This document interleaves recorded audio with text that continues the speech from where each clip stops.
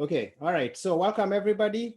This is going to be a wonderful session for household budgeting and money map. And I know a lot of people here budget and they stay away, but I'm excited because I see a lot of people that just came to have an idea of what to do. If you already have been doing this is just a refresher course. You'll be fine. And I see a lot of people with their spouses and family members. That's awesome. So you All can see right. them. Mhm. Okay, so I'll go ahead and turn this over to Mamashiko. Han, if you can Sure, get good. sure. Um, yes, is this sharing the screen or no? I can stop Stop share. sharing for a Yeah. minute so I can say hello to the people. Mm-hmm. Yes, hi everyone. It's nice to see farmers here, and welcome to this event, Family Budgeting. And we were just saying, my husband and I were just saying that we sound like broken records when it comes to finances. Maybe the New Jersey community is starting to get sick and tired of us, but budgeting, is such an important part of our lives that we feel that it will be it's in order to share with with other families what has really helped us in these years. When you look at me, you may not understand that I used to be a woman who used to learn like maybe, I don't know, $12,000 in credit card debts. I did at one point in my life. 18. Oh, did you hear? He just said 18,000. And I was trying to be nice to myself by saying 12, but he's accurate, yes. But what has kept us grounded is really having a family budget. Now, I work for a school district myself, and every time, so our department lands around, now our department alone, my department, we run about 29 millions. And every time I ask my director, can we buy this? She'll say to me, it's not in the budget. And that is the concept we want to introduce tonight. Right, having a budget as a family and sticking to it. So I'm Teresa Njoroge, and this is my husband, Peter. We met here in New Jersey back in 1996, and we have been married for 23 years. We are parents of two daughters who are in college, a 20, soon to be 21, and a soon to be 19-year-old. And we have been having a family budget for now, what, 10 years or more? Mm-hmm. And from having a budget, we have literally stayed out of debt. It's not a joke. We don't owe anything. We don't owe mortgage. We don't owe any cars, and our kids don't have college debts. So we are going to introduce to you a concept that if you continue and you practice it, it is going to work. And Peter has been so good to this budget, and he is here to guide us. He's here to help us. So give him your attention and take your notes and please learn, because every time I watch the what do you call those raccoons? The things that comes outside. The Oh, Charlie, we call him Charlie. What is his name other than Charlie? Oh, Raccoons? oh, the ones that take nuts during. Yes, they They collect do. nuts. They collect nuts during the summer, and then in the winter you don't see them again, because that's what happens. You correct and you budget and you continue working from what you have and not what you don't have. So welcome everyone. Hopefully this will be helpful and you will not leave here feeling like you wasted your time. And welcome. This is my honey. Welcome him and let him get started. Okay, I'll get going because I really value people's time and I don't like wasting people's time. So we'll get going. I'll share my screen. Have your notebook ready. We're going to ask that if you can just hold off to your questions towards the end. We'll cover all of them, but if there's a pressing question you want to submit during the session while I'm going over some of these slides, go ahead and put them in the chat box. You can actually send it to me. You can send it to Tim. So let me go ahead and just do a quick introduction to my team members. I do have at PJ Options. That's what we call him. Maura, if you can just say hello for a minute.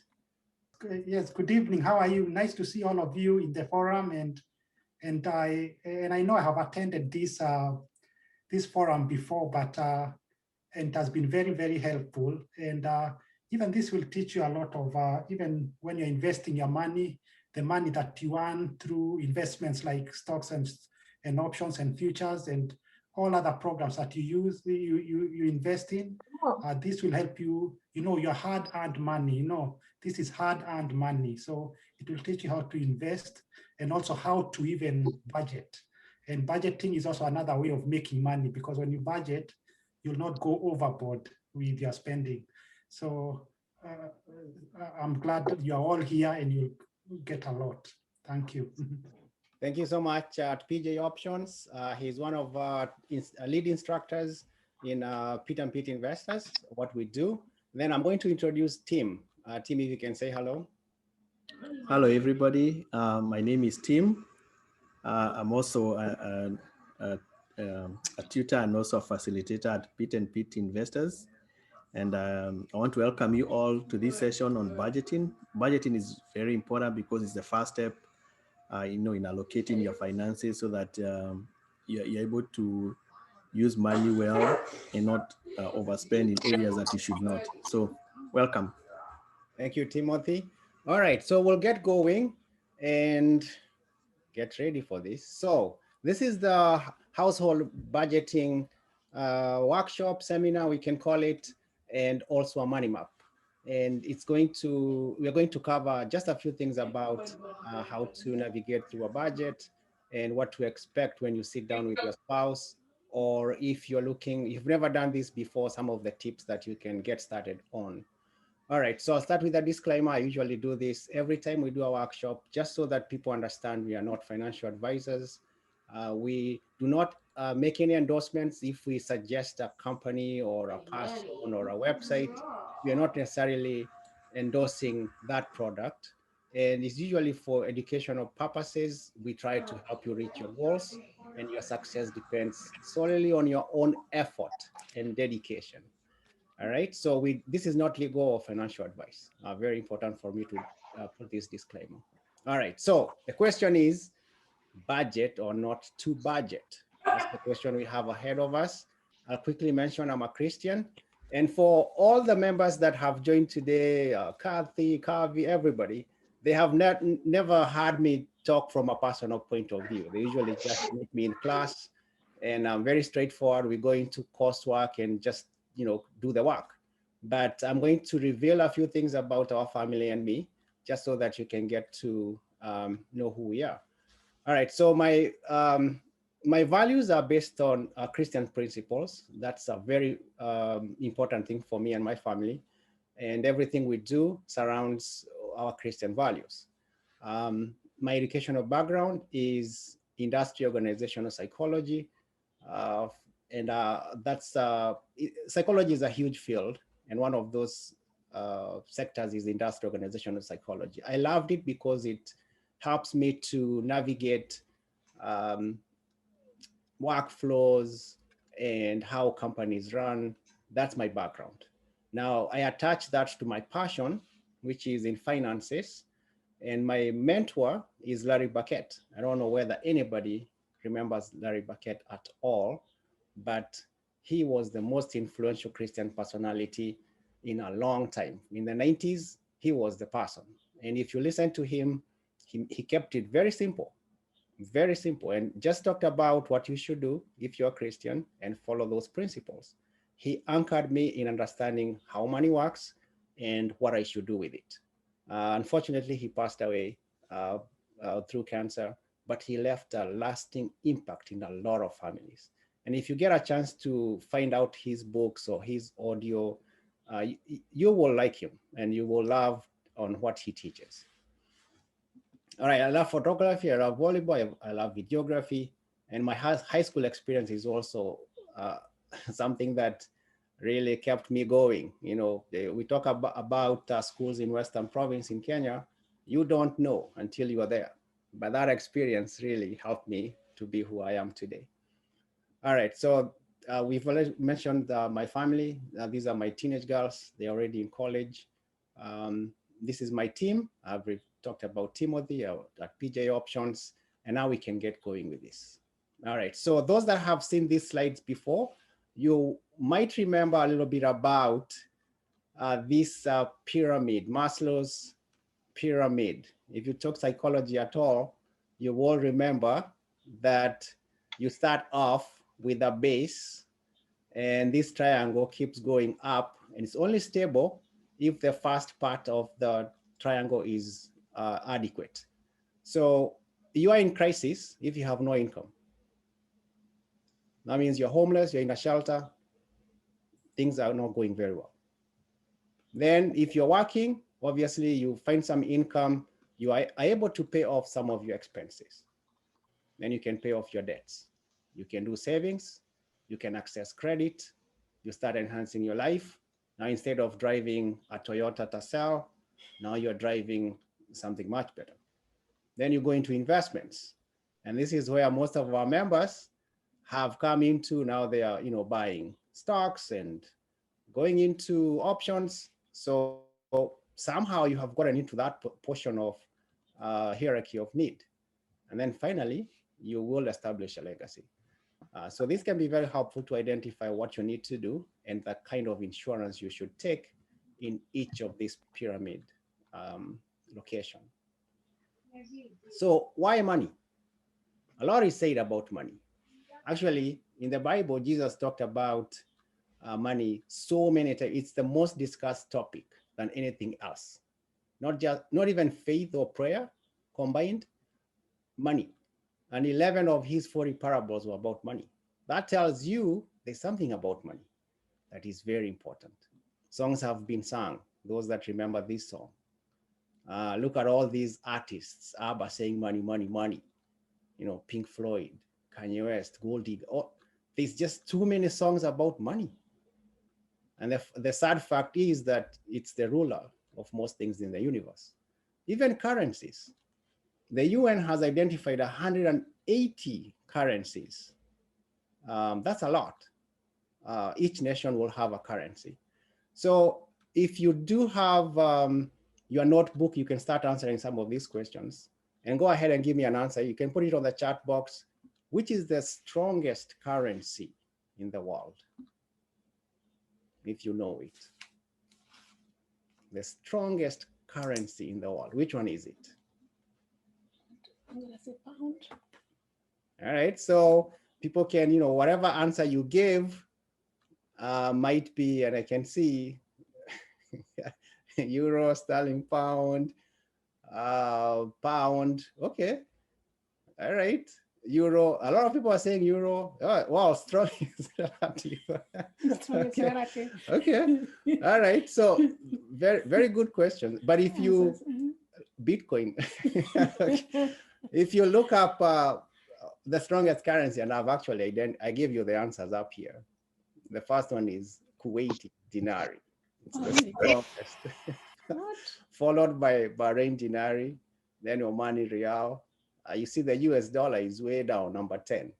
But US dollar is the most, is the reserved currency of most central banks. So that's why it carries a lot of weight.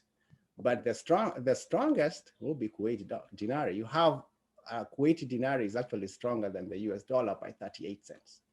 All right. So now let's get going to personal finance. And you can see in personal finance, it can become very complicated. So I'm just thinking about a husband and a wife. And the wife says, okay, we need to get going with finances. Do you have a pension? So you need to find out how do pensions work. Then she says, okay, have we established an account for our kids? We need to sort that one out. We have home insurance. What kind of insurance is it? How about you put some money in the checking account? How about buying treasury bills? So somehow you need to figure out what happens with all this stuff and try and understand it. And it can be a sea of confusion. If you don't know what you're looking for and even how to invest. And that's why we get lost most of the time, because we don't have any idea of how this works. And when we try to navigate through it, then we have scammers, hackers. Sometimes we make bad decisions, but it can become very complicated. But that's not the point. The point is we need to get going and start somewhere. All right. So those that have watched Parasite, and if you haven't watched Parasite, I'm going to recommend this movie. Take some time and watch it. It's one of those movies that actually it's an award-winning Oscar movie. And when I watched it, and every time I watch something, I try to get a lesson out of it. It gave me a lot of things to think about. So this man, Kit Taek, that's his name. He's a father, a family of a boy and a daughter, and the wife, of course. And they are a very poor family. Actually, what they do is fold boxes for delivery, pizza delivery company. That's what they do. Very poor. They lived in the slums, and they don't know anything about money. They struggle a lot. Now it so happens that the son gets a job with a very rich family, and he actually is a tutor to one of the kids there. He gets the job, and you know what he does? He changes his name to Kevin. And then what he does next is recruit the daughter to become a tutor to the other kid in the rich family. And the two of them figure out, wow, there's a lot of money here. They recruit the mother to come work for this rich family as one of the housemates. And eventually the father also is recruited as a driver. So all of them now are working for this rich family. But it turns out that they get caught because of lying, and it doesn't look very good. And they come back, the father and the son go into a shelter, and they are lying there and they don't know what else to do. And the father says to the son that, you know what kind of plan never fails? No plan. No plan at all. You know why? Because life cannot be planned. So he is suggesting that if you don't plan, you will never fail, because there's really no plan. Now think about that. Is that true? It's really not. So this movie is very pessimistic, and it's actually arguing that economic immobility is skewed against the poor, that the poor will always be poor and the rich will always be rich. So think a moment about Parasite and whether that's true, that now that you've never become rich and you'll never be rich. It's not true. And if you don't plan, you will definitely fail. All right, now let's go to this. What do you see? Type in the chat box. What do you see? Do you see, a cute old couple, an old couple in love, happily elderly couple? Oh, love, yes, yes, okay. Unity, retirement. Oh my goodness, you got it. Yes, this is, they look awesome, and this is what we always aspire. I would love to cross the bridge in love as old as I am. Cute. All right, what else do you see now? All right, what else do you see? Finger pointing. Let me see. Okay, fighting. Somebody saying makarisiriko. Okay, argument. No plan. Yes, I told you so. Okay. All right. Blame game. Yes, yes. There's a lot of stuff going on here, and it's a young couple. And actually, I wrote down here 48%. 48%. Half of the U.S. families in the U.S., half of them fight over money. 48%. That's a lot. That's a huge percent of families that fight over money. 41% of Gen X divorce over money. 29% of boomers divorce over money. Now, just so that you know, Gen X and boomers came before Gen X. Boomers were from the 46 all the way to the 60s. Gen X I'm going to say is mostly us from the 70s all the way to almost 80s. That's Gen X. Um, well, let's do this quickly. It's your chance to win 20 bucks and 20 bucks and actually pay for your membership in, if you do our membership, $20. So go ahead and send these answers to Timothy on the chat box, Tim Kaminjo. So look for his name there. And then you're going to send your questions to Tim. And then we will find the winner towards the end. You'll get your 20 bucks. Hopefully you have cash up. Okay. Give a question.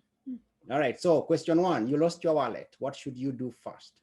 Cry, notify your bank and credit card companies, contact the credit bureaus, call the Social Security office. Done. Question 2, you need help tracking your monthly finances. Should you consult a financial advisor or planner? Yes or no? Everybody's gonna get it. Okay, now we'll keep going. Go ahead and send it to Timothy. Don't do direct message. Find Tim Kaminjo and then just send it to him. All right, number 3, your child asks your family is rich. What do you do? A, you see this as a teaching moment and sit down with him or her to go over the family budget. Or B, you respond you have enough money to buy things you need with some left over. What's the answer there? All right. 4, Bob is unemployed, single, childless, in good health, drives a clunker. Which insurance could he most likely do without? Life, health, auto. All right. Number 5, who should manage your household finances? The partner who's more interested in personal finance, the partner who has more time. Both members of a couple should play a role. It's best to hand off these duties to a financial advisor. All right. 6, after telling your children that absolutely positively cannot have a new video game system, their aunt, doting Aunt Millie, arrives and presents them with one. You tell Aunt Millie the kids can't accept the gift, or thank Aunt Millie for the gift. Later, you ask her to consult with you before purchasing expensive gifts for the kids and a few other ones. Right. All right, so I hope you have sent off your answers to Tim, and Tim, you have made a good record of them. We will go over the answers towards the end. This is the last question I'm going to ask. I'm trying to keep up with, there are so many responses. Oh, okay, that's and fine. when you answer, when you say C, say what number it applies to. So if it's 1, say 1, Yeah, C, yeah. So 2, if you're going to do 6, you can only say 6A or B. You only choose one. So you can say 6A or 6B. That's it. All right. So the next question here is not going to Timothy. This is just for you. And I want to find out what your answers will be later on. You've saved, oh no, number 7 is still good. Yeah, so we still do number 7. Send Timothy number 7. You have saved 25K for down payment into a house. You plan to buy within a year. Which of the following is the safest place to keep that money? Under the mattress, stocks, bonds, bank savings. All right, so the next question here, I'm still calling it number 7, but it's just for you. Don't send this to Timothy. I'll want to know how you did with this question. Would you accept 500 bucks right now, or $1,000 after a delay? So I'm going to give you an offer, 500 bucks right now, or I'll give you $1,000, but I don't tell you when. It can be a day from now, a week, a month, 6 months, we don't know, a year. Which one will you take? We are done with that. We'll get a chance to come back to this towards the end. I'm going to talk about number 7 that you just answered to yourself. If you answered right now or later, you have just participated in an experiment conducted in 1960 by Walter Mischel, Marshmallow Experiment. Now, this experiment was one of the most fascinating experiments to follow. So he took kids, 4 to 5 year olds, and put them in a room and presented them with a marshmallow. And you can, for African kids, it was something else. I think it's, I don't know what, it looks like, Kaimati. yeah, it's one of those sweet things.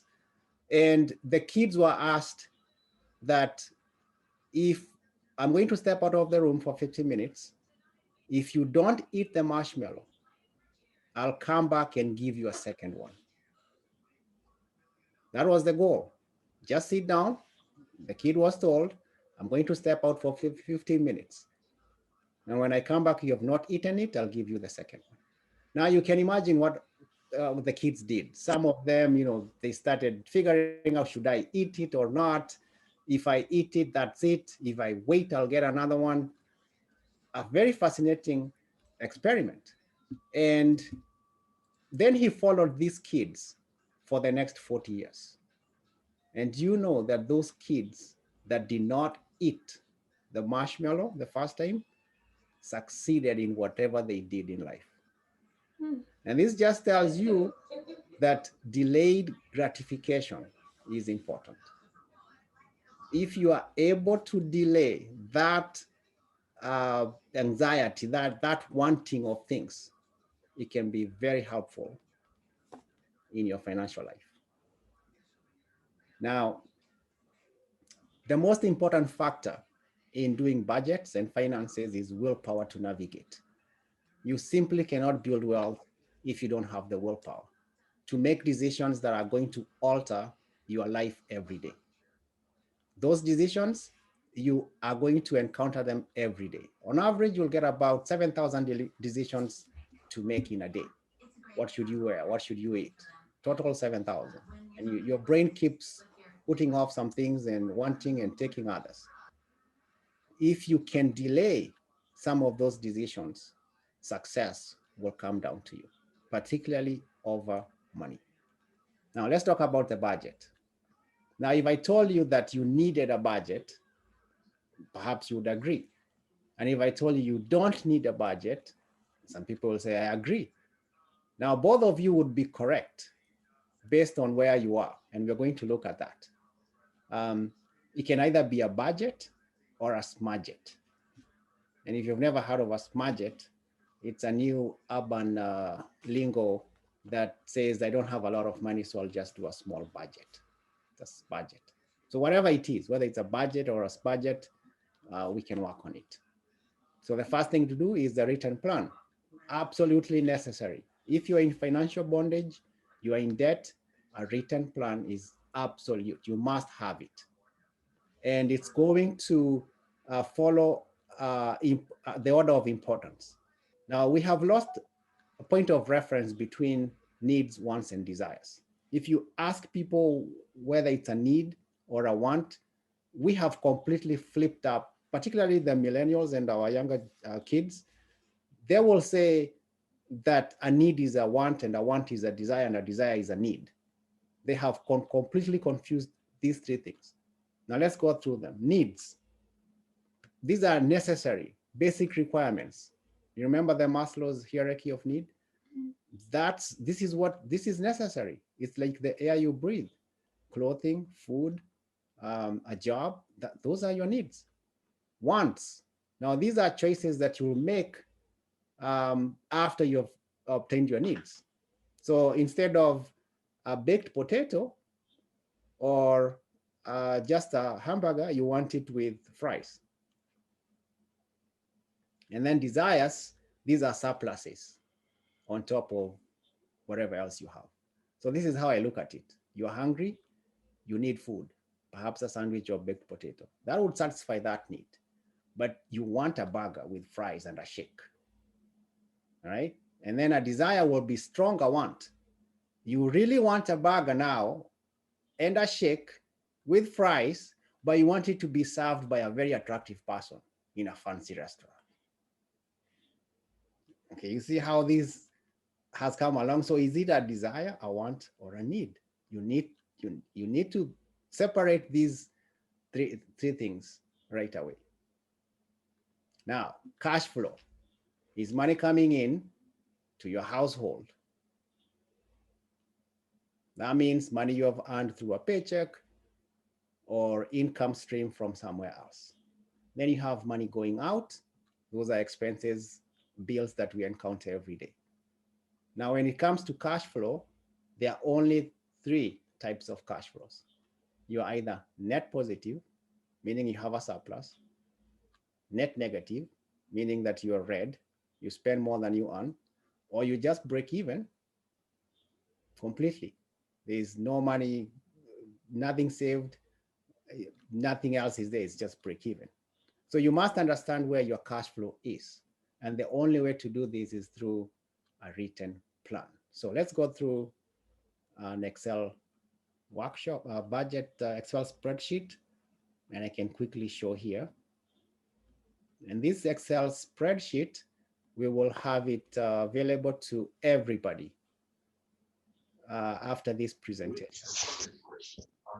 So the first thing I do here is, this is your monthly take home income.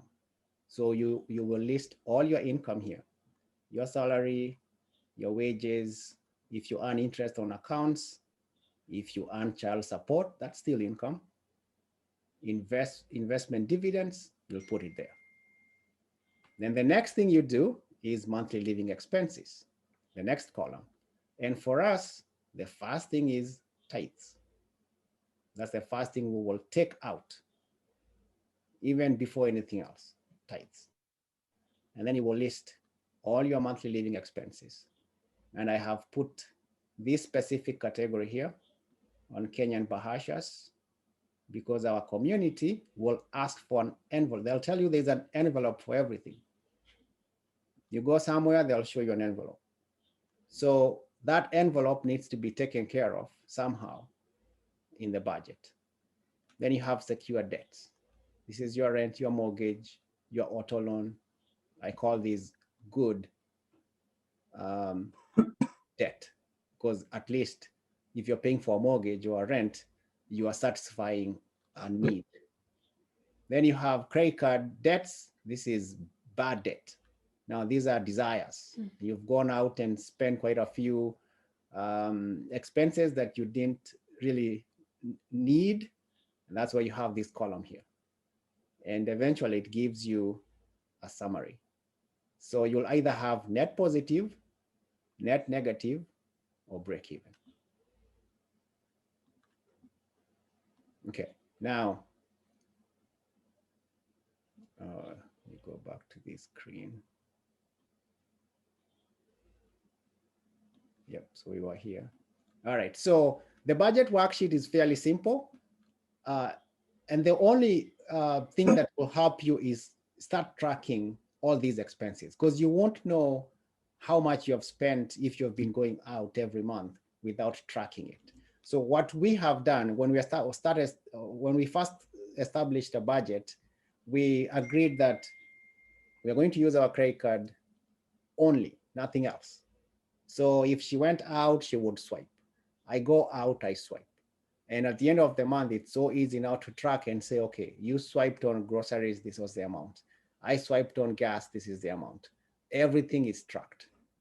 That will give you an idea of how much you spent on clothing, how much you spent on memberships, how much you spent on everything else. So let's go through the steps. The first step is look at for fixed incomes. These are your taxes, your housing expenses, rent, residential taxes, insurance, tithe. Those are fixed, and there's no way to navigate out of this. Number two, you will go through available monthly income. So you're going to separate non-fixed monthly income. So your income, this is income coming to you. So you will figure out where is money coming from: salary, rent and dividends, notes, and so on. Then you will compare, just like we went through the Excel spreadsheet, you'll compare your income and your expenses. And this is going to determine where you are in your cash flow. All right, so I just give a brief overview of how much allocation should be. based on $35,000. If your family is earning $35,000, family of 4, this can be a good guide of knowing how much should we spend on housing, food, insurance, debts. This can be very helpful, and it will give you a net positive at the end of that Excel spreadsheet. All right, now, the next thing we'll talk about is a money map, establishing a money map for your family. And for a money map, let me share this document. And this document is one of those that we did a while ago. So we were young. Our kids were very little. I was actually 38. Okay. You were 36. This is when we started this. And you know, there are magazines that come to your household and then you disregard. So this is one of those magazines that really put me on track, because I was reading it and usually they feature a family or somebody that has a question about their finances. And in this particular article, they featured a couple asking what should they do in managing their finances. And I read through it and I said, you know what, I'm going to duplicate the same information for my family. Right? So I gave a description of who we are. And then we say, this is where we are at that point. Go through all the debts that we have, everything else. And you can see, so Kimani, that's me. At that point, I admitted that, you know, we were indulging in new laptops and, you know, fancy stuff. And then Teresa was indulging in internet businesses and unplanned driveways. Actually, I thank God for a driveway, because we repaired it with $5,000 that we did not have. And I thought we had money. At that point, she was managing finances. I thought we had money. And, you know, how can we that we don't have money? We are going, you know, we're working hard. And she says, no, we don't have no money. So we sat down and went through this and put our goals there, assets. And this is what we said, what should we do? So we came up with a plan and went through all this. And this can be a starting point for you. And if you want me to send this blank document, if you want to sit down, you need to identify the problem. Then come up with a plan and then look for the payoff. Very important. Now, a money plan cannot be as complicated. You don't have to complicate it. Like any journey, preparation is always the key. So you review your life purpose and goals. What do you want to do? You will take 2 steps forward, 1 back, but don't get discouraged. Just jump back into the plan and keep going. So this is a money map that can be very helpful. I'll share this with everybody. And I have it also on Word document, also simplified. It's like this. It will say destination 1 all the way to destination 7. And the good thing with having it as a Word document is you can go through the first destination. And then I'll cover this very quickly. I just wanted to show that Word document, and then I can cover it. All right, so our guiding principle is this, Proverbs 13:22, which says that a good man leaves an inheritance for his children's children. I usually mention my grandfather here because according to the good words, the Bible, he should, if he was a good person, he should have left something for me. I'm not saying he was a bad person. He was a very good person. But these are principles perhaps he wasn't aware of or he did not know. Now that you know, you are going to be a good person because you're going to leave an inheritance for your children's children. These 3 things are the only acceptable investment goals. Why you go to work, why you hustle, just 3 things. The first thing is to provide for your family. That's why you go to work. Once you have finished providing for your family, the second thing you should do is save for a future need. Because a foolish man spends whatever he gets. Mm. The last thing is in leaving an inheritance for your children's children. If you just follow these three things, you'll be fine. Nothing else. Provide for your family, save for a future need, leave an inheritance. So let's go through the steps. Number one, build emergency savings. You start tracking your spending and creating a spending plan. Save $1,000 for emergencies. Now, what is an emergency? Because I hear a lot of people say, okay, I've saved $1,000, it's in my savings, but now I have an emergency. And I say, what is the emergency? Oh, there is a card that I paid at Lord and Taylor that was an expensive dress. It's an emergency. I need to pay that one. That's not an emergency. You created that emergency for yourself. Emergencies need to be defined by you. What is it that you will only go to get the $1,000 for? So our emergency fund is usually in an online account, which to access it, we give them at least 3 days for them to transfer, which is a very good way of finding whether it's an emergency or not. If the only way you can get that money is requesting it, and you'll wait 2 to 3 days to get it, now at that point you can say, is that really an emergency or not? Because you have put it in a place that it's not easily accessible. All right, then this is one of those that you should pay attention to. Once you have saved $1,000, you start giving back to the Lord and the community. Give back, always come back to you. Number two, pay off credit card debt. So that means you'll need to list all your credit cards that you have. Some are 27%, some are 18%. You don't even know who's who. So having a list of all those credit cards is a good place. And you start paying off each card so that in 12 months or 24 months, you no longer have these cards. Then increase your savings to 1 month living expense. Now, what is 1 month living expense? Remember the spreadsheet where you have a category there that says monthly living expenses? It will be down here, total monthly living expenses. Whatever this number is, you need to save 1 month as number two, destination number two, so that if you lose your job, at least this will be taken care of. All right. Number three, consumer debt.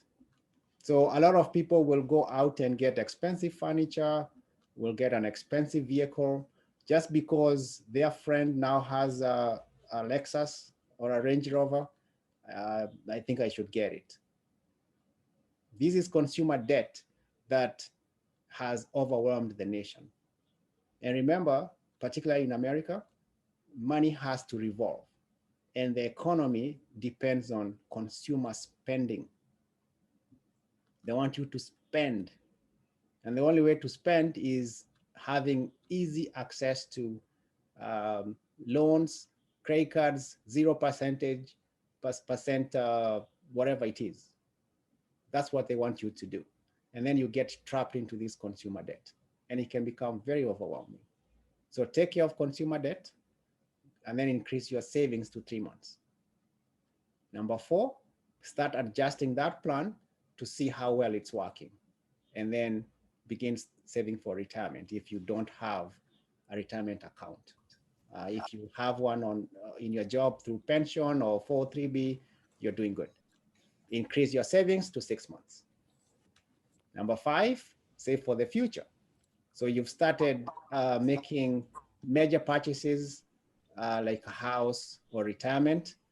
Those are good savings for the future. Even your kids' college accounts, you start saving for them if you have not done it already, and increase it to 12 months. Now you can see why 12 months becomes crucial. Last year, we got a very good taste of what it means to have a job and to save. If there was a place that you should save was last year, should have saved for, was last year.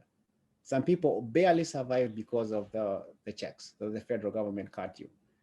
Now you imagine other countries that do not have checks cut to them. We're in terrible shape.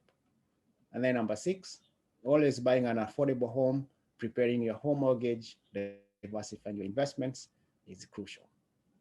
And then number 7, you start leaving a legacy, finalizing your educational fund, reevaluating your investments, maximizing generosity. All right, so I'm going to conclude with some final thoughts, and then we can take questions. One of the things that I'll mention here, after you've gone through your budget, you have come up with a good plan, you know exactly what's coming in and going out, is thinking about generational wealth. And there are 6 things that you can do to build generational wealth. Invest in real estate. Most people know this, and most people actually do this. They'll have a second home, a condo. They will build apartments. That's something that people, or a lot of people do, and they know. Building a business to pass along can become key to generational wealth. If your kids can pick up from where you leave off, that would be awesome for them. Life insurance, and I'm glad that there's a lot of people in our community that sell life insurance and educate our community about life insurance. We should no longer be doing harambes and collecting money to give because there was a mishap. We should be able to take care of this through life insurance. Investing in your children's education. Your father and your mom worked hard for you to go to school, and they invested in us. We should make sure that we invest in them. There is no reason why our kids should come out of college with $200,000 in debt. You're just putting them up for failure, because at that point they'll start paying for that loan, and they still need to take care of a house mortgage, and they have not even started life, right? Teaching them about personal finance is also crucial. We need to let them know how money works and why it's important to retain what we have. And then I'll mention stock market, because this is the area of our business that we have ventured into, and our community is embracing it. It can be very helpful to learn how to do this and understand the traps and what to do and not to do by investing in the stock market. All right, so some final thoughts, and then I can finish and start taking questions. Mama Shiko always says, Noah built the ark before the flood. Before the flood, he built it. Because if you're going to, after the flood has come, there's no way you can start building something to hold on to. And following the hare and tortoise principles. If you've never read this short story, it's a very simple story that tells you slow and steady wins the race. We are in a situation where a lot of us want to get rich quickly in the next 2 months, 3 months, and it never works that way. We keep losing money. But slow and steady wins the race. Lastly, if you don't find a way to make money while you sleep, you will work until you die. And having someone that's better than you raises your standards. So I'll finish here. And that's my prayer for you, that he may increase you 1,000-fold, that he blesses you, and just as he promised you. Deuteronomy 1:11. All right. Thank you very much. Now we can dive into some questions and get into the chat box. I hope I didn't take a lot of time. Yeah, I think we are good. All right. So yeah, I'll get out of sharing and then we can take some questions. Okay, so while we are formulating questions on chat box, let me take this moment to do 2 introductions. And these are 2 people that I've met recently, and I've really come to love what they do. And I just want to do an introduction. If they want to say hello, they definitely do. The first person is Esther Kamunya. She is in Canada. So Catherine, if you don't know, and I can say Catherine, if you don't know Esther, I will make an introduction to you. Esther is in Canada. She's a financial advisor. Esther, if you like to say just a word, that's fine. Thank you, Pete. Yeah, my name is Esther Kamunya. I'm in Canada. I'm in Calgary. And yes, I was laughing because I saw Kathy in the call. I saw her name and I was like, Kathy, what are you doing? So it seems like, you know, we are sneaking around looking for you. And this was great. Thank you so much for the presentation. I'm a financial advisor, those who haven't met me before. And I listened to Anne when she was presenting, and I was like, yeah, I used to be like Anne. I knew nothing about money. I'm a scientist by profession, and I was just thinking about, you know, research and things like that. And money was not anything that is in my circles. I wouldn't say I am that good with money. I'm good with people. So every time I think about what I do, really, it's not so much about money, but it's really about people. And it's just about what Pete is talking about here, you know, tracking the cash flow, you know, tracking the budgeting, planning and strategizing. You just have to be good at planning and math a little bit and strategy, and money will come. Money is the how do you say, the final product of what you do. So when you're doing all this planning, you're not thinking about money really. You're thinking about putting things and structures in place, and then money will follow. As they say, if you build it, they will come. So if you build a good financial stronghold, the money will flow. And I am so grateful to have met Pete and Anne. We connected very well because we have the same values, same passion, you know, same dreams, and kind of same grandpa as Pete. So when he talks about his grandpa, I always also talk about my grandpa a lot, and that just makes us one. And I am so privileged, really privileged to be here. Thank you so much, Pete. Oh, thank you so much, Esther. Thank you. I'm sure we'll connect very soon. The community needs you, and we'll keep doing this and helping out and doing what we do best. All right. So the next person I'd like to introduce very quickly is Dr. Ngoge, Daniel Ngoge, also a professor in economics. And, you know, economics go with money. So, and I'm really looking forward to having him talk with us. So Dr. Ngoge, just say hello. Hey all, Peter, you know, Teresa, it's fun. It's always fun to listen to you. Esther, you and I have hung out with these guys a little bit. So I'm with you. I agree with you. This is fun stuff. You know, you talked about planning, and they say failing to plan is planning to fail. Yeah. So yeah, even if you don't have a plan, you do have a plan, but the plan is to actually fail. Right there. So and failing to plan your finances is planning to fail in your finances. You know, nothing planned succeeds, it fails. Yeah. So you know, there could not be a more timely discussion for us, for the world, for families than this one.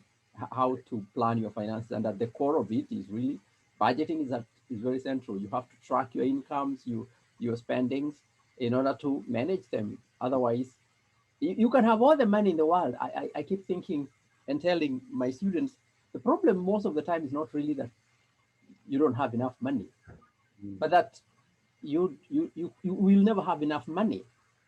Really, you will never have enough money. It is how do you use what you have, even as you think of making more. You know, because making more in itself, it has no end. But how can you make use of what you have? And so this seminar is timely, and it's always fun hanging out with you guys. And you know, let's keep up the fire burning. Yeah. You know, iron sharpens iron. We Yeah. exchange ideas. Yeah. We make each other better, and this is one way. So thank you so much. Thank you. Thank you so much, Professor Ngoge. Thank you. All right. So we do have a few questions here. And all right. So when you do start planning for this, like late 20s or 30s or 40s, we feel late. All right. So actually late 30s, that's when we started planning for this, and then accelerated the plans once we got the plan together. Because as soon as you have the plan, you can quickly get going with it. Don't feel late at all, at all, at all. It's never too late to put a plan together and just follow it. It doesn't matter whether you're in your 50s or your 60s, you can still put a plan together. And you don't know how much time the Lord has is going to grant you. You know, I the other day I was on Facebook and I saw this guy. He used to come to our church, and but he hasn't shown up in church for years and years. But he was in a motorcycle with all his tattoos, and he had put a caption there that says, "If I had known I'll live this long, I would have I would have what if I had known I would live this long, I would have taken better care of myself." And I'm thinking, okay, you still can do this, but he had probably let himself go. And so it's never late to start budgeting. When you saw our photo there, that was our babies were young, and that when we started this journey. But oh boy, we are grateful that we did, because right now we have 2 kids in college. If we had not started budgeting at an early age, this photo was taken when we went to Maura's father's graduation. And you see how young the girls are. They are young, and now think about them. One will be 21. Is it possible to share the slides? Yes, we'll definitely share the slides, and also every material that we have on Money Map, Excel documents. If you want a blank copy of Saving for More Than Retirement, if you just want something like this so that you can work on your own plan, we can definitely give that one out. That's no problem. What triggered? All right. What triggered you to plan this? Did you plan together, alone, or did you get help? Yes, that's a very good question. So what triggered us to do this is actually debt. We were swimming in debt, and that was the biggest fight we ever had on that driveway. That driveway issue really changed things, because all of a sudden I realized that we are heading the wrong direction. So I sat down and I said, what else can we do? Let's come up with a plan. And we put it together. Actually, if you're a couple, and this is another session we'll do probably in future, whether it's my money, her money, or our money, whose money is it, can become a huge fight. So plan together, because once you figure out whose money it is, and for us, it's our money, it's never my money or her money, it's our money, then you would have a problem putting together the structure and understanding, okay, if you go out, when we did the initial budget, we were spending more than almost close to $1,000 on grocery, $1,000. And we would get boxes of cereals that we don't even need. And just cutting it down from 1,000 to 500, you have $500 in savings right away. So just having a plan and tracking it is very helpful. All right, someone is asking whether there's referrals for life insurance. Yes. I think Faith is here tonight. Faith Minor, and Faith is one of our sisters here in New Jersey. So Faith, if you don't mind, we give you permission to put your phone number on this on there, please. I personally got my life insurance when I was 25. So this is even before I knew what life insurance was, because it's very funny, but I did, when I first got my first job teaching, somebody came to my school and presented on life insurance. And I bought a life insurance there, and I put my own mother as a beneficiary. And I wasn't even married. But this is what I reasoned on. This was my reasoning, that my parents borrowed money for me to come to the US. And if I was to die or something would happen, that they would be left with a debt. And therefore, I figured maybe I should get life insurance. But later on, we were able to convert and get better product from Faith. But Faith is here, and she can do that for us, so that we can be able to leave a legacy for our families, because it's all about leaving a legacy and not burden people when we die. That we can be able to to have people contribute to things that you like, because the life insurance has covered for that. You know, people like us who are into children, people who are into young people, we can be able to support, you know, EPAD or program for youth with instead of just raising money when people die. So Faith is here. Faith, go ahead and put your number, please, and people can contact you, my sister. I think she did. Oh, good. Mm-hmm. And we actually, I know there's a lot more people that do this. So Faith is one of them, and definitely we have a lot of resources. Okay, somebody asking, oh, this is a very good question. I like it. Is it advisable to put emergency funds in the stock market? All right, so so these the members that attend our classes, and I can see a whole lot of them here. I've never asked where you get the money, and that was one of the triggers of doing this, because on our Discord channel there's a lot of discussion, and I see people asking what is the full position if you're buying stocks. And obviously some people say 100 shares of every stock, 125, 1,000 shares. It's relative, but some people will go with 100 shares as a full position. Okay, and that's a lot of money if you're buying something like Tesla or Apple. That's a lot of money. You can definitely not even afford that.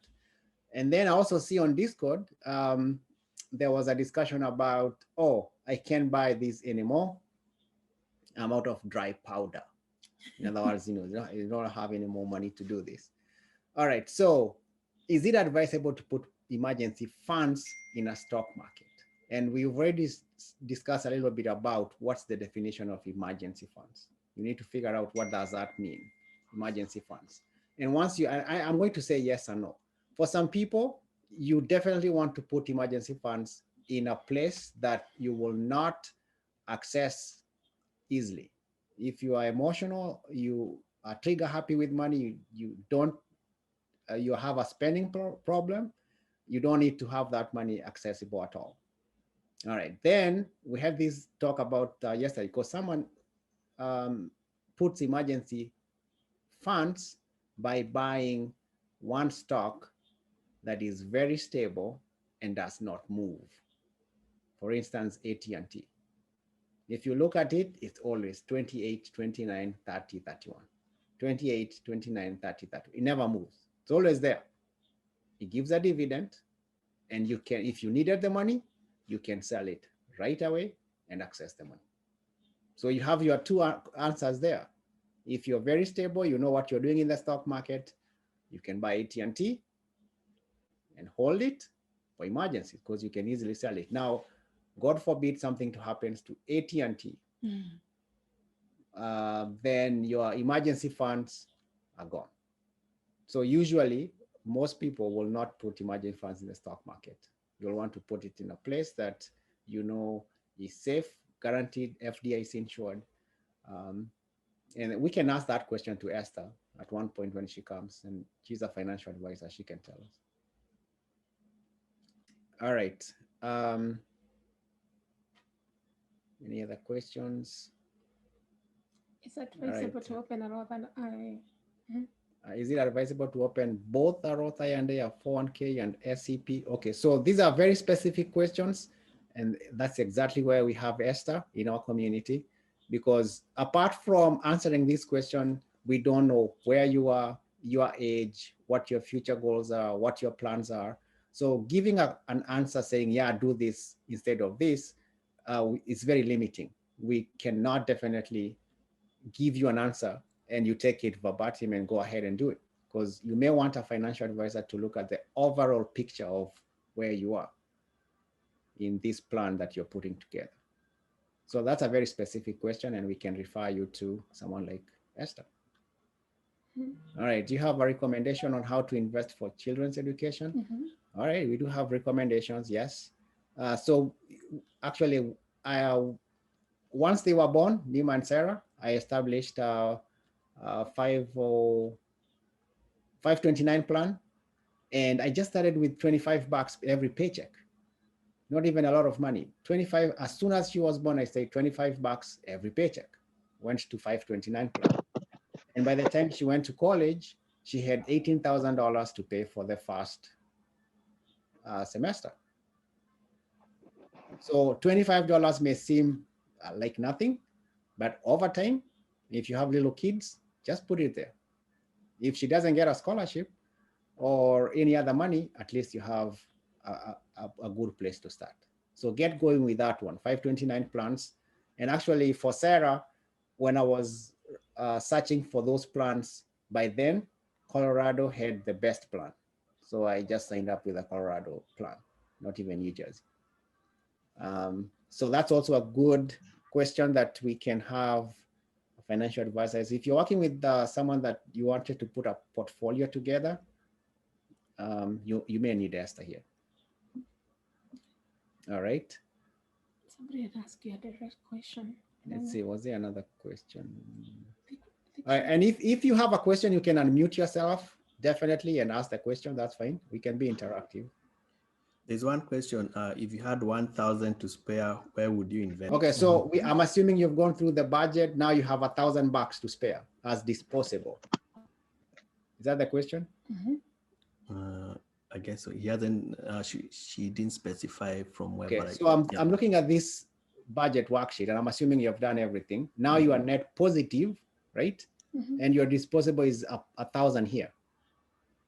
Yes. $1,000. Mm-hmm. Okay, so going back to the 7 stages, the 7 journey to financial freedom.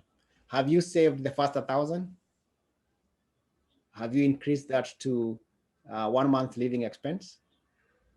Have you gone to 3 months, 6 months, 12 months? Because you're following a step. You're going gradually. So if you have $1,000, you shouldn't be asking where it's going, because if you have a plan of I'm saving $1,000 for emergencies this month, that's your 1,000 already going into emergencies. And then the next 1,000 that you collect, now you can start working on your emergency savings, increasing to monthly living expenses. So according to this person needs $2,200 for monthly living expenses. What about if they have done everything and now they still have $1,000? Okay, so now we go back to the hierarchy of need, and now you're talking about investments. Yes. And putting money to work. And now you can consider maybe building generational wealth. One of those is stock market, real estate, and building a business.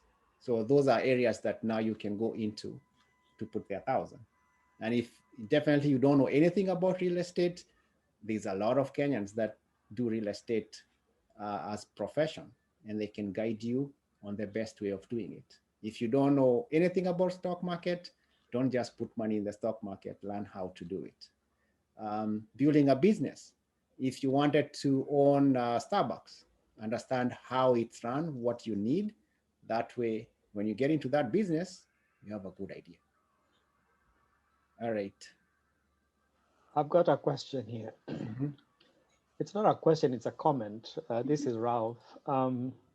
Pete, I think you have a forum here that has a lot of people who are in diverse standings when it comes to investment matters. I think it would be important, just being modest enough to tell us a little bit about Pete and Pete. Because there are things you're doing that are very important that I think would be important to be shared in here, because they're seeing you for the first time now. So if you could just take a minute and tell us about Pete and Pete, and probably how we can get in touch with you privately to see, you know, what we can do in terms of investing in those instruments you're mentioning. That would be very helpful. Thank you. All right, thank you, Raf. And Raf is a favorite of us, because he started this journey immediately. He didn't even wait. He jumped in and started taking classes. And I know we have had such a good time in those classes. So what we do in the stock market is allow and enable anyone that wants to learn how to trade to start from scratch. When you come to us, we will ask you whether you have a brokerage account or not. We will ask you whether you've ever traded or not. And session 1, we start with basics. Whether you have done this before or not, we will guide you through step 1, candles, and then how to read a chart, and we'll work our way all the up to economic reports, and then you'll get a good idea of how the stock market works. And if you have a handle of how it's done and now you want to advance your education to go to options, there's an options class. And at PJ Options is here. He is very good at taking people out of the ER. That's what he says. Because some people will put a trade, they don't know what they're doing. Now they're in the emergency room. And he will tell you, okay, we need to get you out of ER. We need to correct this. And he helps you a lot. And then, of course, there's the futures market that's open right now. If you want to learn how to trade that market, we have a class for that. So there's a website, and Tim, you can share that website. You can go into that website to get started. There's actually an orientation for the next class tomorrow, and classes starting next week. If you want to jump into those ones right away, we will help you. And there's every 6 weeks, there's a class, whether it's stocks, options, futures, every 6 weeks. So don't feel as if you missed out or you are late. You are not. Have a plan and we'll get you there.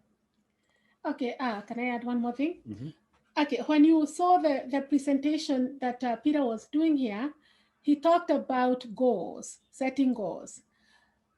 So I am a professional educator, and so I have a pension and I work for a large school district. And Peter also works for the state.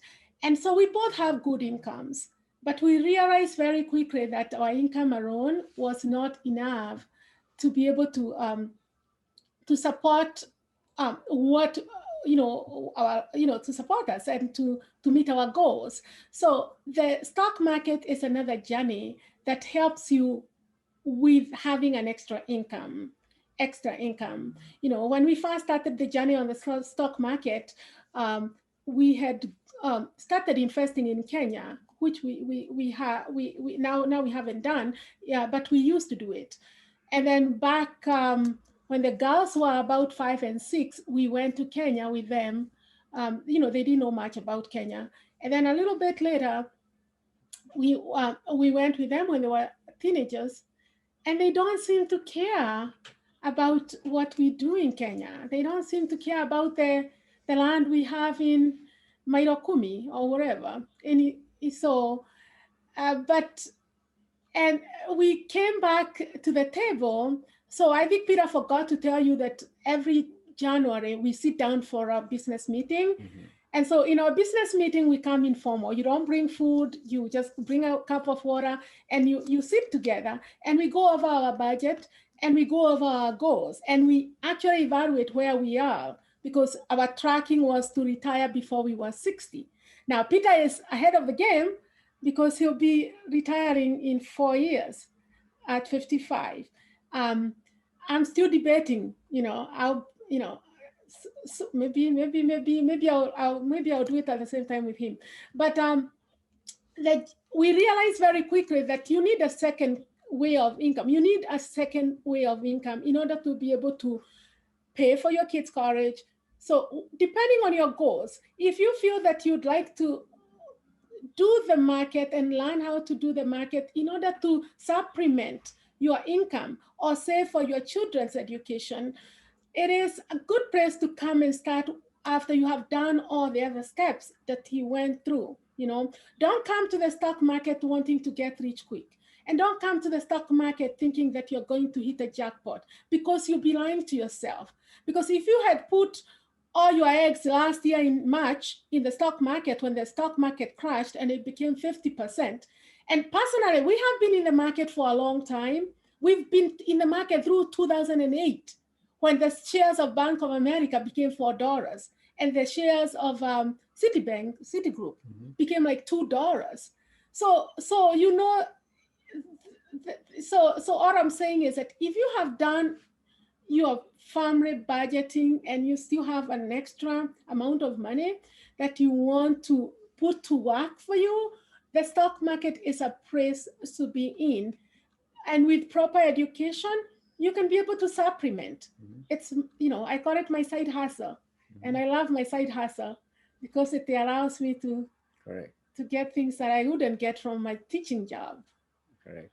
Okay. All right. So one more question. What can one do with advising college-age children who join to start here financial? Okay, so college kids, that's one of our passions too. Our teenagers are in a very different environment of microwave markets and microwave everything. They want things done now, and they want everything handed to them immediately. And they are missing out on understanding how to build portfolios, patience, waiting. That's a part that they have not grasped at all. So we will do a class for teenagers late spring, early summer. We're looking for when they're finishing college, that last semester, spring semester. We are putting a class together for them. And if you do have a teenage kid that you would want to participate, let us know. We'll have discounted rates for them. That way we can start from scratch and educate them. Both of our teenagers have gone through these classes. Whether they learned anything or not is up to them, but the information is given, and it's up to them to pursue this information, because we want them to be rounded financially. All right. Can I open a trading account for my son? For my son, yes. Actually, when I opened an account for Sarah, she was 16 years. You just have to be in the account as a custodian to manage it, but it will be under her name. Once she turns 18, she can transfer to her name. And that's a very good way of doing it, because you will guide her. If you've already taken the class, you will guide your son to do this. And he may already have ideas of what he wants to trade. They'll tell you, DoorDash. They will tell you all these coming up technology that you've never heard of. They do research too, and they are very good at it. And it's good to encourage them. Encourage your children in everything. Encourage them to volunteer. Encourage them to give, even to the church. Encourage them to do what you also do, and let them know what you do. You know, when our daughter was in 6th grade, the little one, she's something else. She came home and she asked me, "Mommy, what did we get an inheritance from Grandpa? Did Grandpa leave me an inheritance?" And I started smiling and I said, "Why are you asking that?" She said, "Because the kids in my class were talking about." And Alicia, this girl, she said that her grandmother left her with what do you call this account? GMA. Something, and she has $200,000 for school. This is the kids talking, and they're in 6th grade. And she asked me, "So what did and she was so excited. She goes, "What did Grandpa leave you, Mommy?" And I said, "Did you inherit anything?" I said, "I sure did." I wasn't going to let my father down. I said, "I did. I inherited a brain." And she left, and she was smiling so hard, and she just left. But the truth is, let the kids learn, teach them even how to separate their money. Teach them to take the 10% and give it to the church. Teach them how to give to charity, and teach them how to invest. You know, Sarah has, like when Sarah had a Sweet 16, she was given money by people and she wanted to buy a car. So she later on changed her mind and she said, "Mommy, I want to invest my money." And so we did. She has a brokerage account.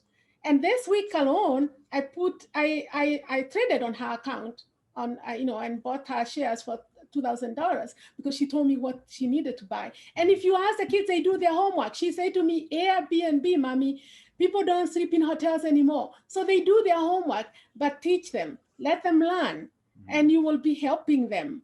You will be helping them.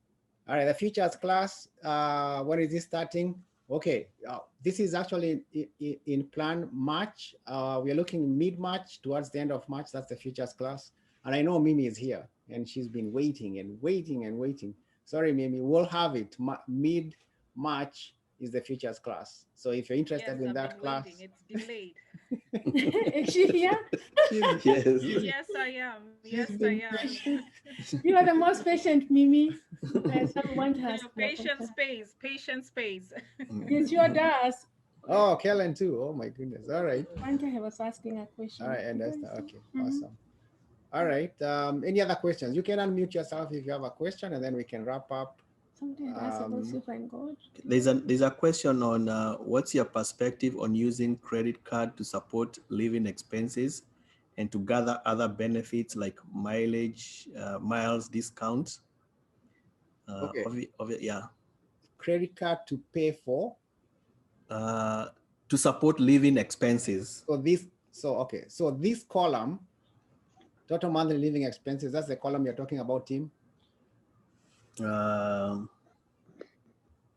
think they mean to pay for your living expenses. Yeah, so this use credit cards, yes. So you're using this column to pay for your credit card. That means there's no income here? No. I think I understand the question, and the person can correct me. What they are asking is, if let's say if I use a credit card so I can get miles or points, and discounts, yes, and points, yes. Or like if you're buying something instead of, so that you can get the, some cards come with perks. You get something back for using your credit card. Mm-hmm. My question for that person would be, would you be able to pay that card at the end of the month, the full amount with your own cash? Correct. Because if that's a question. Because if you're going to accumulate a debt at the end of the month by paying minimum, then your miles for airline don't make sense. Correct. Not unless you have there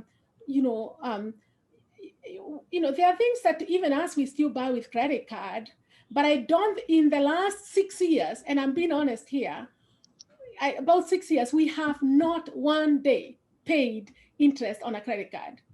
Even when, like the other day, we had somebody come and do our basement or change the garage door, and we give them a credit card and they charge $2,500. At the end of the month, that money is accounted for because it's in our budget, right. And we will just pay the full amount. So if you're doing it and you can pay you have to be able to pay the whole amount by the end of the month. Yeah, and then it also depends on how much is the interest on that credit card.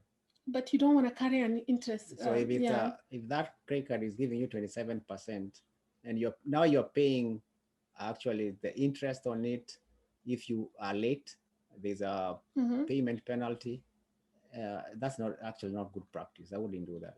Yes, actually, yeah. The whole idea was to pay off to get the points, but pay off the debt at the end of the month. Correct. Okay, if they can pay at the end of the month, that's fine. Yes, if you can, that's fine.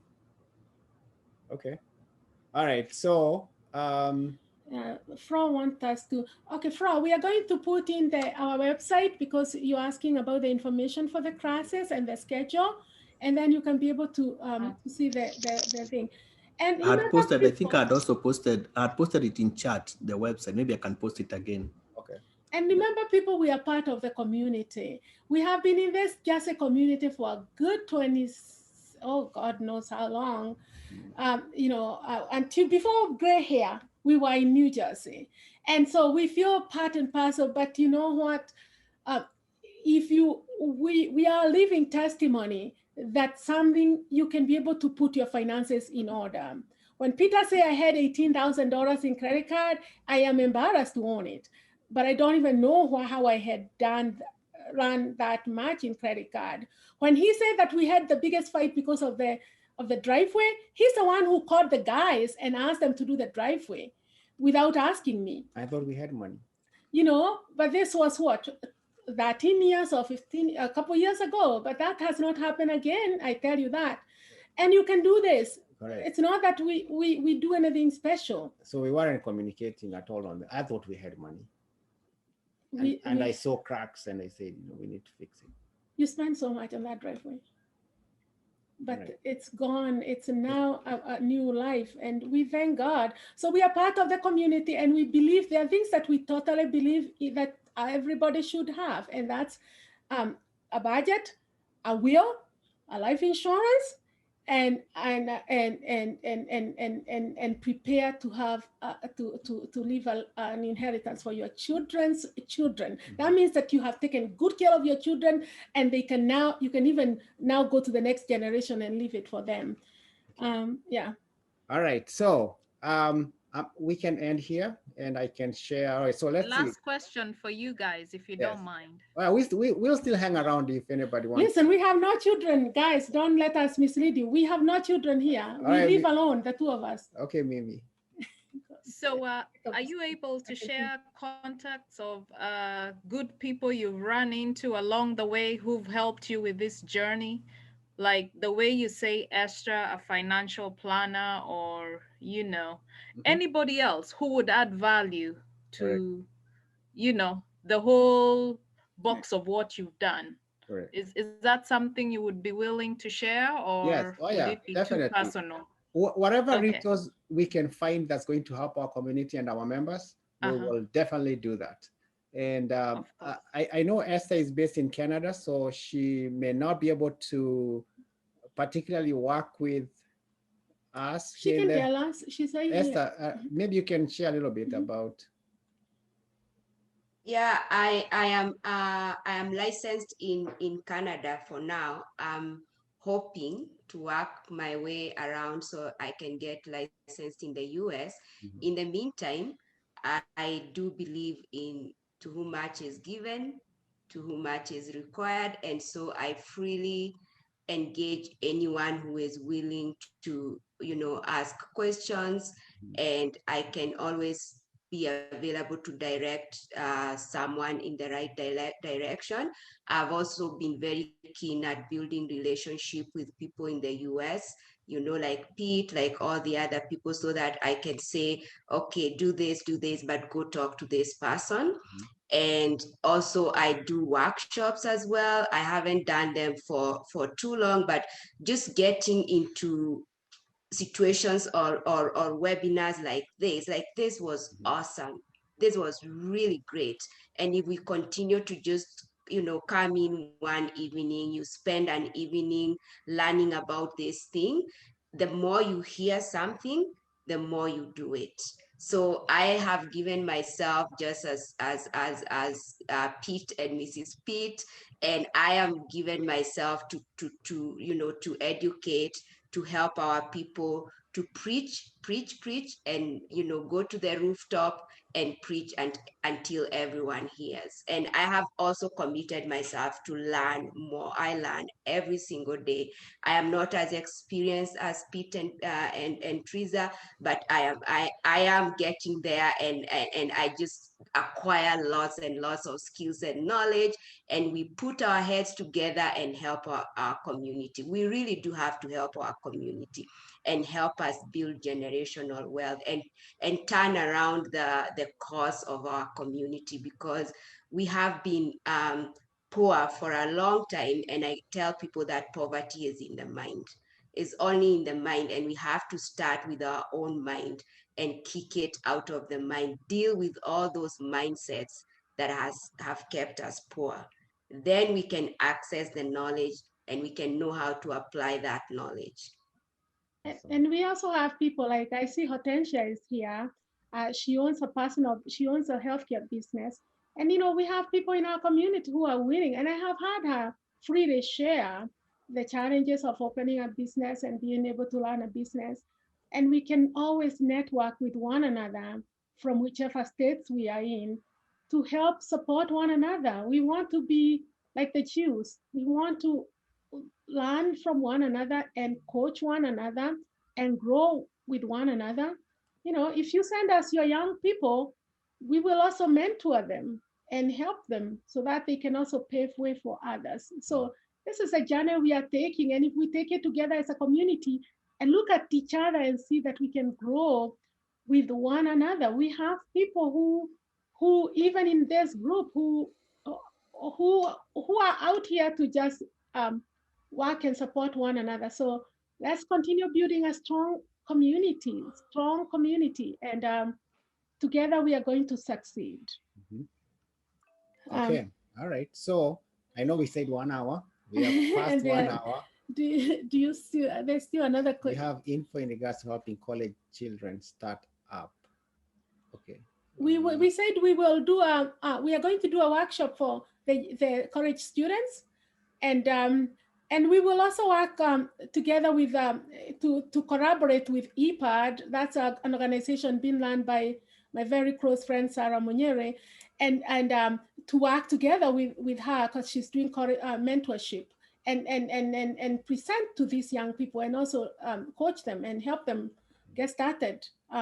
We want them to even learn about debts early because they know how to get those kids encouraged to start using credit cards, and we don't want that to happen to our children. We don't want them to be swimming in debts, you know. So we will want to in June be able to work together and help us young people. Let me also say that we have already had a few young adults take classes.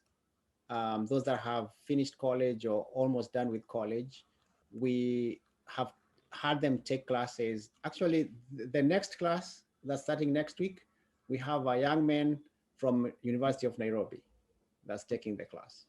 And it's awesome to see was paid off by the aunt. The aunt felt that the young man needed education. He's been trading in Nairobi, opened a brokerage account here, and has been earning him some money to pay for rent. But just by doing what he does, now he wants to know exactly what to do in this market.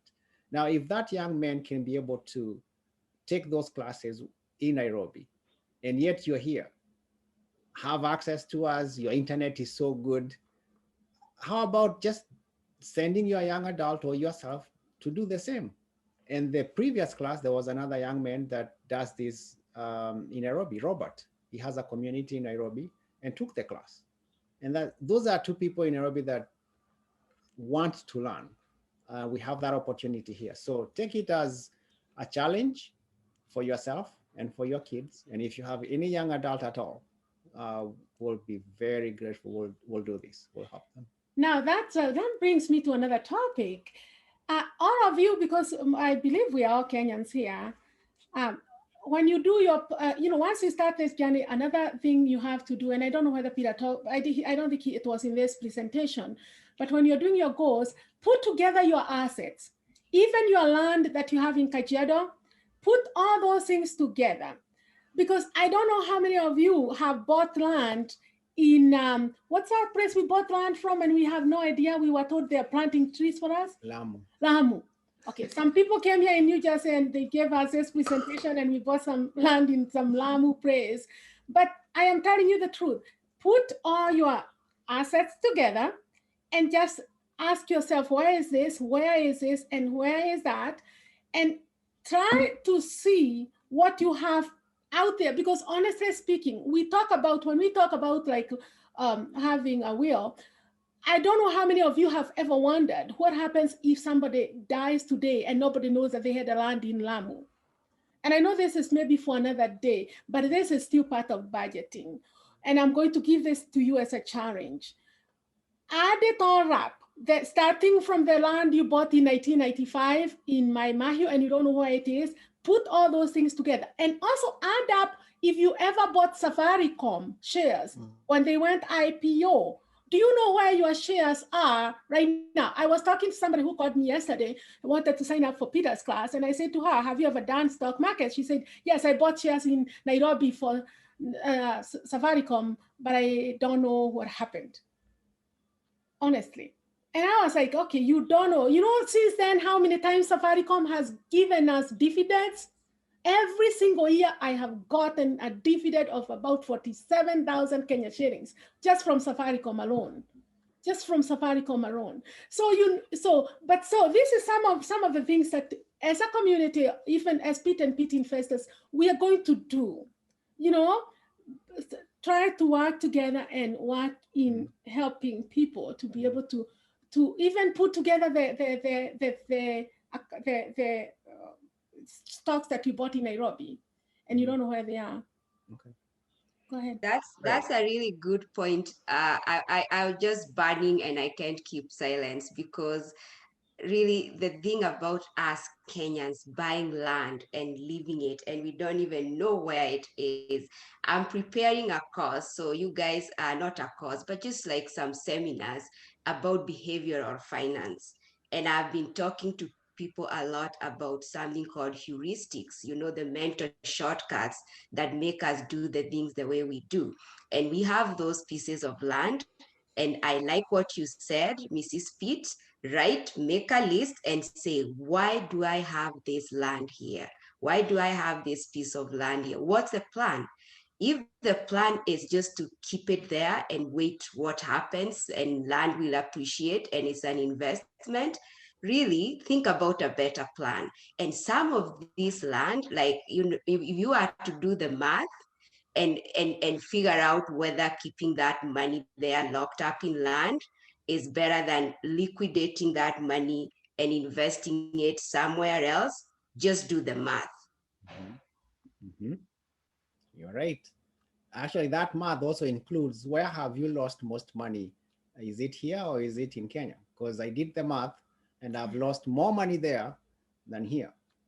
More money with all those projects, greenhouses, land, you know, things that I should not have done. All right, so we are going to end here. Timothy, are you ready?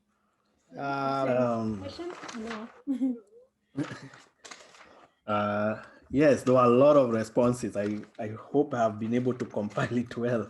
Okay, all right. Yes. So I'll go through the answers and then you can tell us if we have a winner. They should be ready with their cash app. What do you do if you have more than one winner? Just Okay, if we have more than one winner, we split. Can I get my answers? Because I didn't send. Oh no, it's not gonna work. Okay. I don't know if you guys want to. I was very curious actually if how we did as a community. If I launch this poll, can you be able to do it in less than a minute so that we can see how we did as a community? So I'm launching a poll here. The same answer as you gave, Timothy. Just quickly go ahead, and it's only 6 questions, so it should take maybe less than a minute and a half. Okay. And I'll see how we did. So go ahead and answer those ones the same way you did. Do not deviate from your answer. Now that we have done the okay, the session, that's good. And then we'll see. Oh, you want? Yeah, and while you're doing that, if you have any other question, anybody wants to ask a question, any comment? I can get it. Yeah.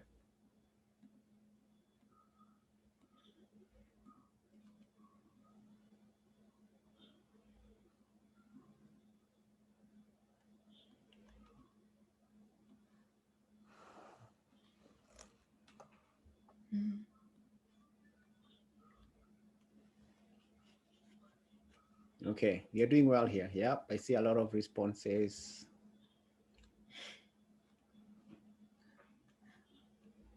A lot of, yeah. Okay, so just a note, we will send all this material. Those that are in our community will post it under Learning Center channel, including the recording, so that any member that missed, they can always go back there and refresh. Then we'll have the Excel spreadsheet will be on Learning Center channel too. But for everybody else that's not in our community, you can join. It's so easy to join the community. Go to our website, join the community, get access to all the apps, all our ideas. If not, we'll definitely send you. We'll have this recording too available and all the material. I think it's a good resource for you. All right. 29. Yep, we need just 10 more people to finish up and then we are good. They're doing good. Yeah, they're doing very well. Hey, Pete, this is Rose. Hi, Rose. Hey, maybe you can talk a little about the community, because we have you have 3 different choices there. The 199, 99, and okay. Yeah. So maybe you can differentiate for those who doesn't know. Okay, correct. So if you're just looking to join our community and follow what we do, get ideas to buy in the stock market, an idea every week on stocks, an idea every week on options, that's just $9.99. You can just join our community, download the apps, follow discussion. That's what you get, an idea every week. Now, if you want to save money, you pay for the whole year, which is just $99. and you're set for the year. You don't have to look at it until the following year. Then we have gold members. We call gold members. Those pay $199. They get an extra class every month. So for gold members, now that we have done an introduction to Esther, now you can imagine if we start bringing Esther into our gold membership and you're not there. So she will present to gold members because that's an extra benefit of being a gold member. So those are the choices, $9.99, $99, or $199. If you take the class, membership is free until you finish the class. So initially, actually, you can take a class on stocks, no membership, take a class on option, no membership, take a class on futures, no membership, until you're done. Now, after you're done, you have a choice to make. Do I want to remain with the community or not? And those in the community, like Rose will tell you, it's been very beneficial. We bounce off ideas. We have a lot of interaction. People will post things you've never heard. On Mondays, it's usually led by a team, and I like going in to the community, even though sometimes I don't show my face. And I keep encouraging the people in our community that our goal, the goal should be to at least have $25,000 in their minimum, in their, build their account at least and make it to 25,000. Because if you make it to 25,000, you can do as many trades as you want without worrying. You go further when you are together, and a journey of 1,000 miles begin with a step. You start small and you go on. And remember, our community is not of traders, we are investors. So that means some of the stocks we are holding for a long time, and we have held some for a long time. I held Bank of America since 2008 when it was $4. And some of us have held others for a long time. So welcome, and hopefully we can be able to grow together. It's a growing community. We are just growing together. We are just helping one another and looking out for one another. Awesome. All right, so let me end this poll. Somebody needs to win the $20. So I'll end the poll and I won't share the results. Let me share the answers first and see how we did. There's a question. Okay. So the answers are here. Number 1, you lost your wallet, you don't cry. Yes. B, you notify the bank and credit card companies. And why is that? Because they will definitely cut off access to that account, those credit cards, and they can get you back on track. Number 2, you need help managing your finances. What should you do? Should you consult a financial planner? What were the choices? Yes or no? Oh, okay.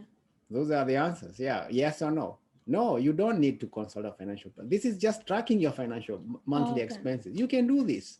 Sometimes you burden financial advisors for something that you can easily do. This is just tracking whether you ate ice cream or pizza or no. That's a yes. It's a no. All right. So your child asks you if your family is rich. Actually, I noticed that we gave away the answer there.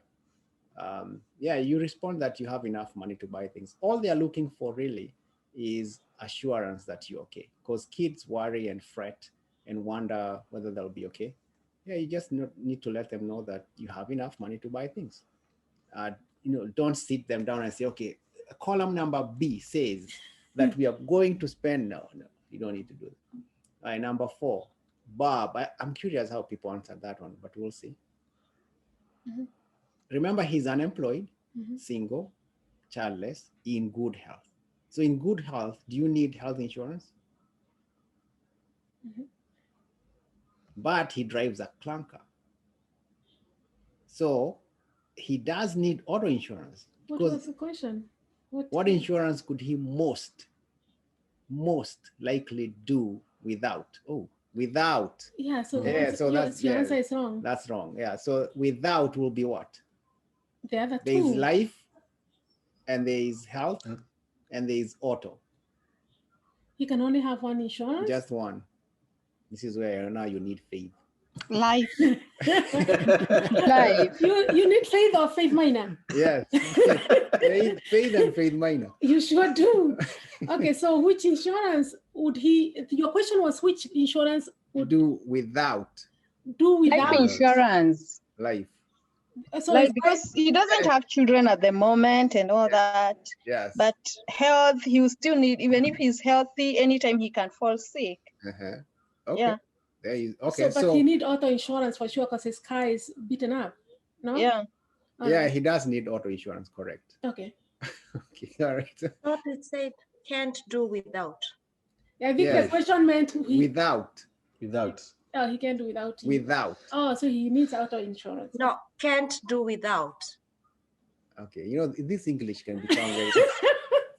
What can do without life insurance? Most likely do without life insurance. It's life insurance. Because he needs health and he needs car. Priority is auto right here. So the answer is what? Life insurance. Life insurance. Okay, so that was an A, I think, right? Yes. Okay. All right, number 5. The partner who's more interested in personal finance is the answer to... Can you read the question, please? Because I think I answered so the other. Number 5, who should manage the household finances? The partner who's more interested, the partner who has more time, both members of a couple should play a role. Okay, what's the answer? I answered C myself. C, both couple? Actually, the correct answer should be this partner that's more inclined to crunch numbers and study stocks and do all this stuff. Because that's the person that's more motivated to do this. Because both of you can play a role, but if no one is taking charge and saying, okay, I'm crunching the numbers and this is where we are, then you're not going anywhere. I think crunching the numbers is different from managing.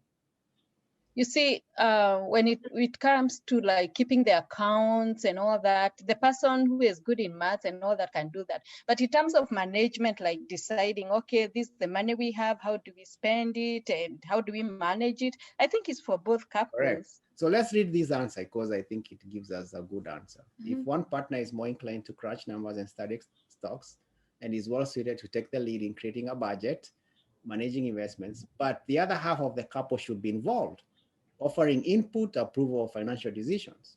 Alternatively, partners can take turns handling the financial accounts. Both members of a couple should attend meetings with their financial advisor too. So there is a shared role in everyone. And actually, it's just, and I see that answer typical of us, because I do all the crunching numbers, paying the bills, all that stuff. But her input definitely goes into all this.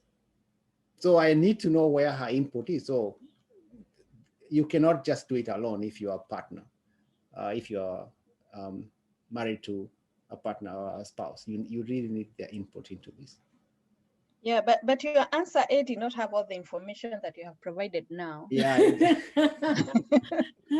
Okay, all right. So he doesn't want you to get the 20 bucks, you know that. No, it's not so much about the 20 bucks. You can see where we are going with this. All right, number 6. So far, nobody has gotten the money. All the people in the put 5. Oh, and okay. So Aunt Millie gave this video system to your. So what should you do?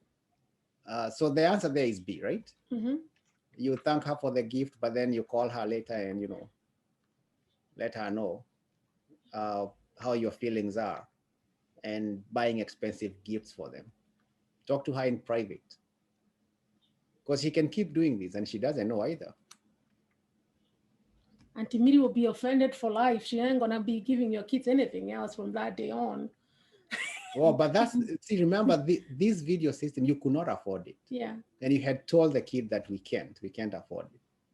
Now she comes along and then ruins everything. All right. 7, you save 25K. I give the answer there. I think everybody got that one. You plan to buy within a year. So where should you keep the money? In your savings account.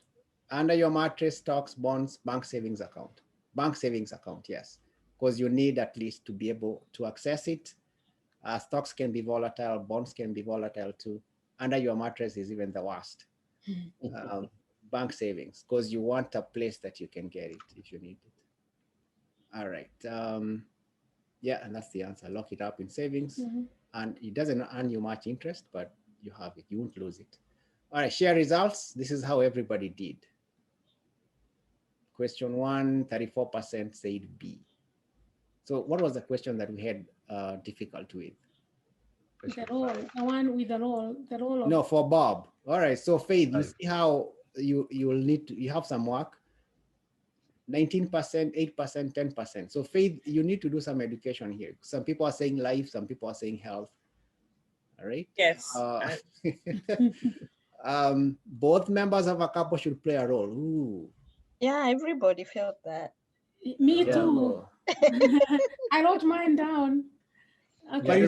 But you see, team, typically, whenever we do these financial sessions, even classes, there's more women than men. That's not the problem of women, it's a problem of men. So the guys in this session, we outnumbered really, because I think we went with we love the men, but if the men, we can only push the men so much. We love them, we invite them to things, but maybe we'll do a seminar for men only, and it will be done by me. Okay. And I'll tell her how we feel. Sarah, you funny. I mean, teacher heavy. I think the word that was misleading here is manage.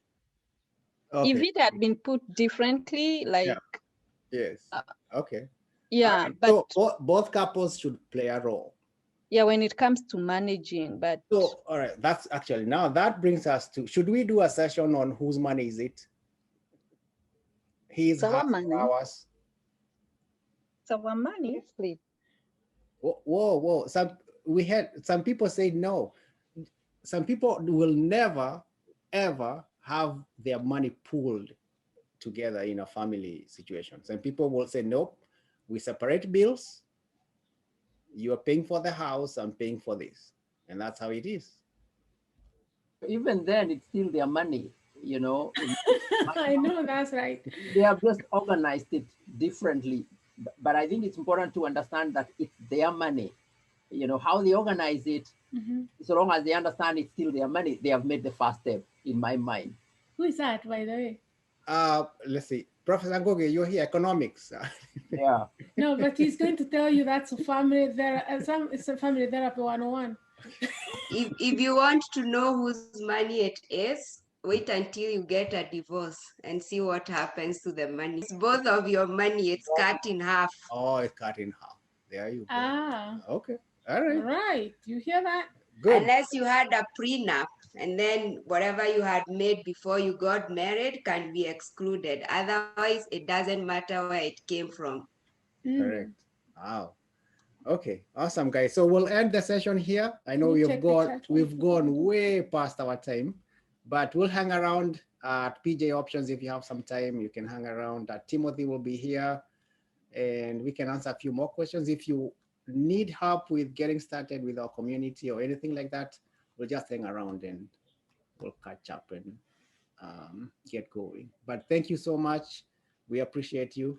We love you guys. It's always awesome to have everyone come and we can have a discussion. It's 2 hours. It may seem like a waste of time, but it's really not. Hopefully you got something that you can do, something that you can work on. Now you can take off your if you want to hang out, you can take off your let's see your faces and let's chat. Thank you so much, everybody. We love being part of this community and being growing together. It's a blessing.